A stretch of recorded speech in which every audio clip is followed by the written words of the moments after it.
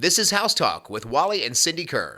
Today's real estate podcast is presented by Chris Doak with Gateway Mortgage and Best Protect Roofing and Construction. You can catch all of the previous shows and podcasts by visiting the library of topics at wallytalkshouses.com. Let's join Wally and Cindy for this week's podcast. Hey, it's House Talk with the Kerrs.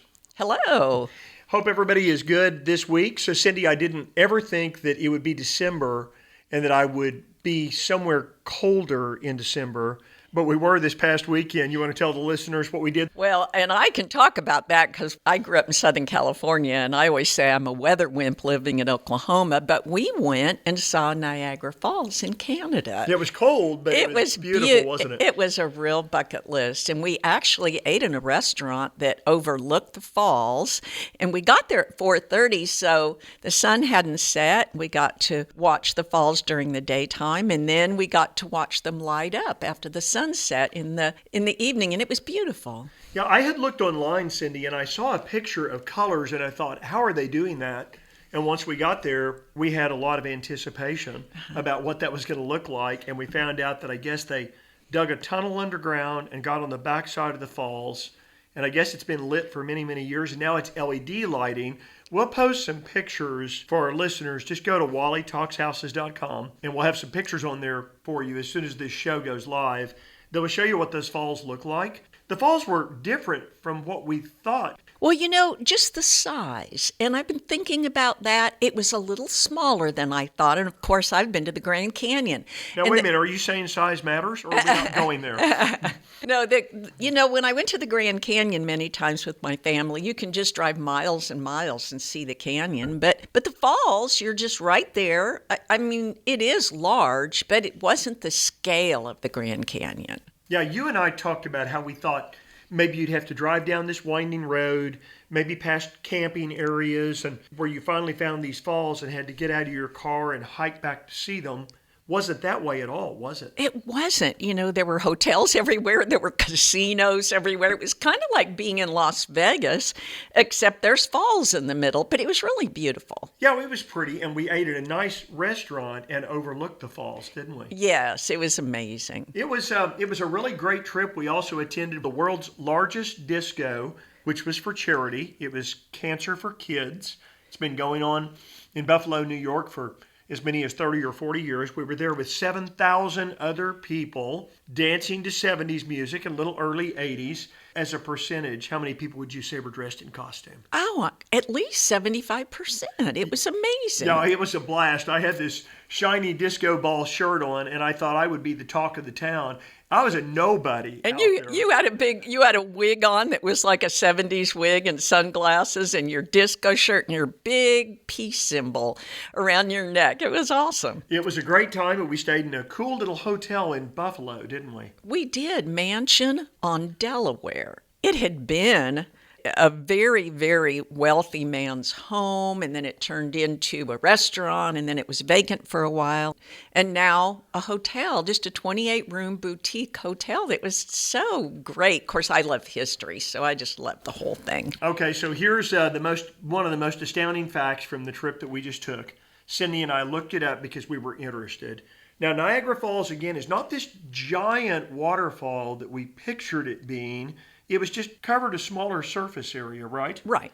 But we looked up an amazing fact. And Cindy, how many gallons of water pour over the waterfall every second? Do you remember that Was number? it 700,000?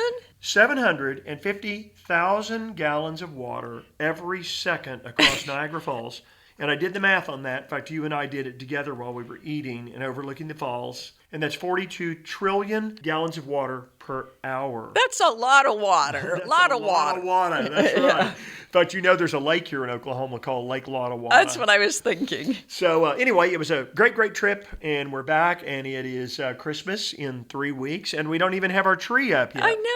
I know, but you've got some great outdoor decorations that are just awesome around our house. We got to get our tree up this weekend. Yes. So let's talk some real estate, Cindy. I went in and looked. I was just curious how much property taxes went up on our properties. Let's remind our listeners, and for people who are homeowners that have been homeowners for a long time, they understand the process with the county assessor and the county treasurer. And so let's just run through that real quick, okay? So at the end of October every year, there's a new assessment that gets sent to you in the mail. It's a bunch of numbers, and you're not really sure what that is.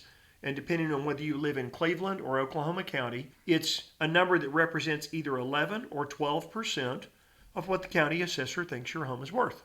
So if you live in a home and you claim it as your homestead, or you claim it as your homestead exemption property, your taxes can only go up 3% per year, right? That's right. And I'd like to point out something. I saw something on Facebook, and people were complaining and saying their property taxes had doubled and tripled. They had not sold their home. And as I read these comments, I realized people were getting confused about their insurance premiums and their property taxes. And they were thinking property taxes, but it was really their insurance premiums. Very, very different. And there is not a 3% cap on insurance premiums. No, not at all. So if you're living in your property or you claim it as homestead exemption, your taxes, no matter how much your value went up, I mean, we've seen 30 and 40% appreciation over the last 4 to 5 years. Mm-hmm. But you and I know that if someone's living in a home and it's homestead, it can only go up 3%. And then if you're not living in it, it's investment property, taxes can go up 5%.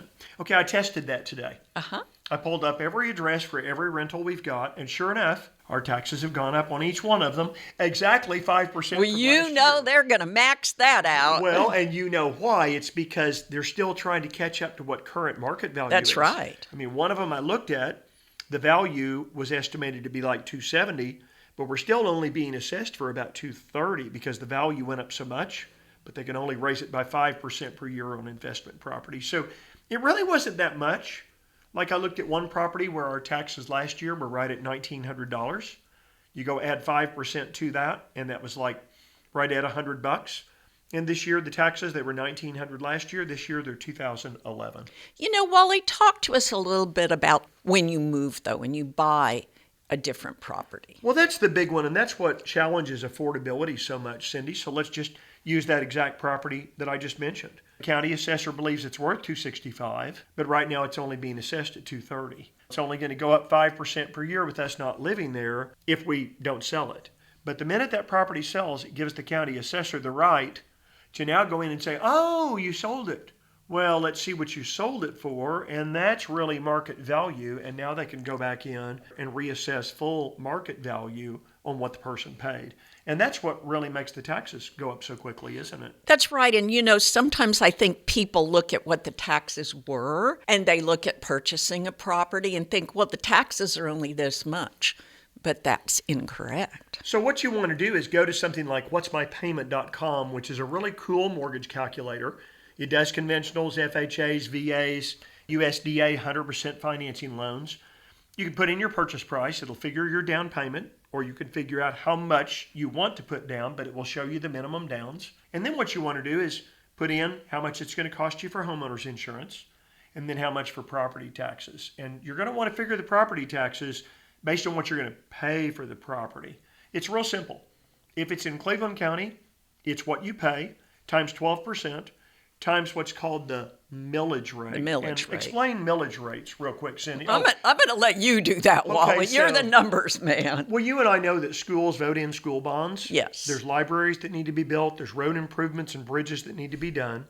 So every year, you know, counties typically go in and vote for, are we going to support this or are we going to turn this down? And they set a millage rate. They set a millage rate, and each year that changes. So at the end of October, like we talked about, you get this assessed value. And then the county treasurer takes that assessed value, applies the millage rate, and that's what your property taxes are. Property taxes are billed at the end of November and due by the end of December every year. Or you can pay half of your taxes at the end of December and half at the end of March. That's right. We're seeing this insurance is going up a lot. And people are getting that confused. Very different. And that's my point today is really on our properties where taxes were around $2,000 a year, they went up to about $2,100 a year, only about 5% more than last year, and that's investment properties, but only about 3% on our personal homes. So don't get mad about property taxes. I think that's really my point of the discussion today. And, you know, I do want to interject. that is true unless you've made improvements to your house. You've gotten a That's a good permit, point. and now you've added on a room, and it's been reassessed. Yeah, what happens if you put in a nice pool? Yes. What happens if you build a really large outbuilding? That's right. So the county Shop assessor building. can take some of those additions and tax you on those also. That's right. And that is going to make a difference versus just the 3% cap for your primary residence. If you've got any questions about your property taxes, if your insurance has gone up a lot, wow. Cindy, one of our customers, called recently and said her insurance company said she was in a fire area. They said her insurance policy for her home was going to go from $4,000 a year to $16,000 per year. So she shopped and shopped and shopped and found some replacement insurance, but it was a lot more than $4,000 a year. So if you have questions about insurance and yours goes up, call us. Okay. We can certainly help you with taxes. And if you know someone that's thinking We're about not going to buying or pay selling- your taxes. When you say help you with taxes, Oops. help you with information. and understanding your taxes and insurance. And by all means, if you know someone thinking about buying, or if you are going to be selling and buying, we are experts in real estate, and we want to help you understand all these changes in taxes and insurance, how you can beat and find the best mortgage rates through somebody like Chris Doak at Gateway Mortgage, 253-2276. But if you have questions, we're here. We'll sell your home for top dollar. We'll help you buy and get the best possible interest rate, and more importantly, help you with understanding those taxes and insurance that are a part of your monthly payment. And if you have a house that you need to sell but want a guarantee so that you can purchase your new home and not have potentially 2 mortgage payments, we have a program for that. Yep, we do. We do. So give us a call. So it's 3 weeks till Christmas, and you can check out my favorite 10 Christmas songs. Cindy doesn't love the Christmas music as much as I do. Well, I and do, listen. but you start it at summertime. No, I start listening in November, though. So It's not that I don't love Christmas music. Let me explain. I love the fall. The That's fall is true. beautiful. And as soon as we get into Christmas music, it's like the fall's over. All my beautiful colors are over. And that's the only reason. And you know, I love to garden, and you're right. You always say, oh, the fall's going to be so beautiful, but I think about the first freeze and all my outdoor plants dying, so I feel the same way, and I Yeah. understand. My favorite 10 Christmas songs are at wallytalkshouses.com, along with pictures of Niagara Falls and where we ate, and then of the colored lights. Go look at it if you don't think you'll ever go. If you think you'll go, don't let our pictures ruin your surprise. Yeah. But if you don't think you'll be going to see Niagara Falls, take a look. And we'll be back again with another show for you next week. We hope you're enjoying the holiday season. Be sure and give to organizations that are collecting toys right now.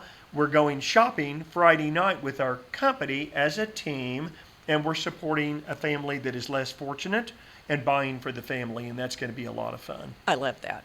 We'll be back again next week. We're glad you tuned in to our podcasts. Feel free to email me anytime at wally@kerrteam.com, and let us know if you'd like to hear about a topic on our show.